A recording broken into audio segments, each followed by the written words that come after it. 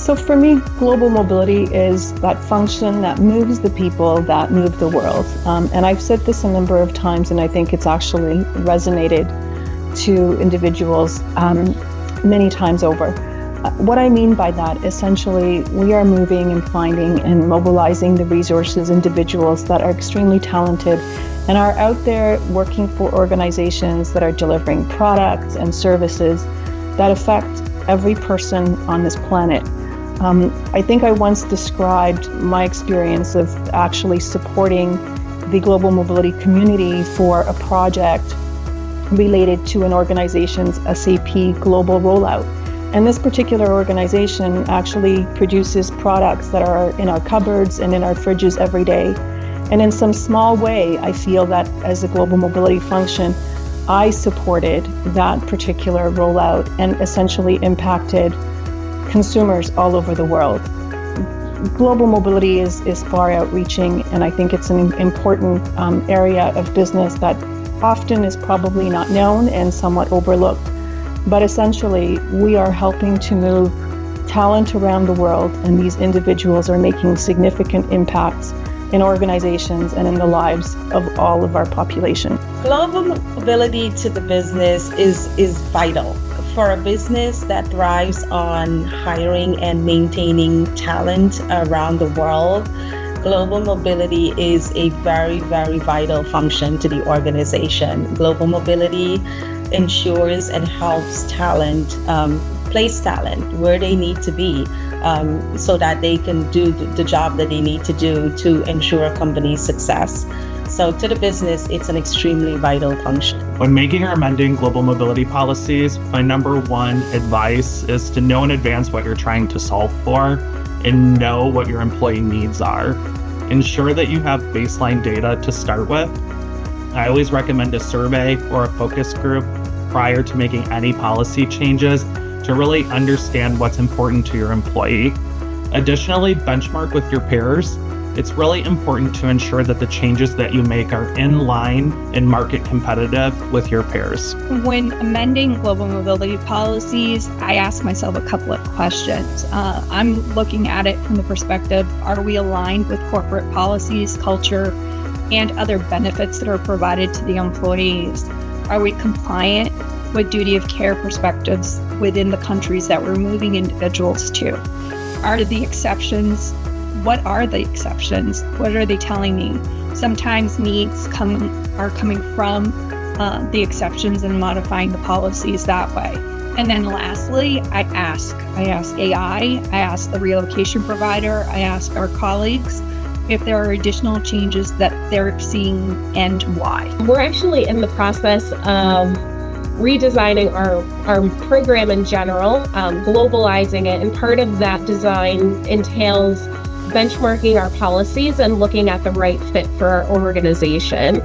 I think providing or looking at the benchmarks, not only within your industry, but within the mobility market space is incredibly important.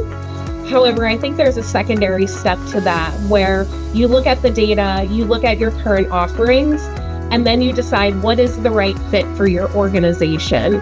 And that's a significant step that we're taking here. We definitely want to see what best practices are. We want to understand what our competitors in industry are doing.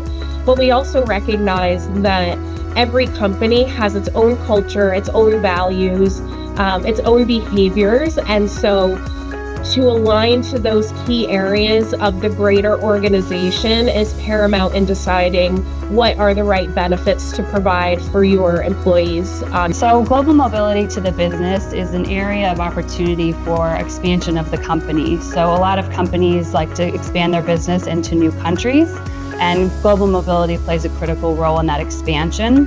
There's also an opportunity for global mobility to be seen by the business as a partner in strategic development of their employees across the world. The search for talent is one that can be very difficult, and the mobility function has a way in which we can further the efforts of our talent acquisition teams and of various hiring managers to obtain the best talent based upon the programs and policies that we have set up. Our policies and practices can be uprooted at a moment's notice. So it's very important to keep up with the current trends and initiatives within global mobility to ensure that your program is staying current and is able to offer the most innovative and